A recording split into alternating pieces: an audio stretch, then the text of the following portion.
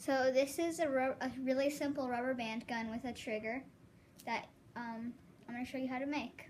Okay, what do you have? What kind of materials do you need? So you need 2 pencils and that haven't been sharpened yet, and you need a little bit of cardboard and a few rubber bands.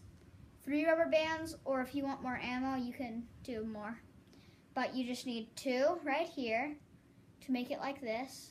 Then stick this on this one because you have to wrap it a few times. Mm-hmm. So if you stick it on that, since it's pretty tight because you've wrapped it a few times. So here, and then you can store your rubber bands on there. You can just twist them on, Mm-hmm. maybe double, Mm-hmm. and then you just put it on here and pull it back and put it right there. Okay, so you just secured those 2 pencils with a rubber band on each side, and then you put that little piece of cardboard wrapped in tape where that rubber band right is, here. and you secured that with another rubber band. Is there a No, certain... it's just the same rubber Oh, it's the band same that rubber I wrapped band. around there. Oh, okay. So you only need 3. Okay, great. Okay, and then how does it shoot?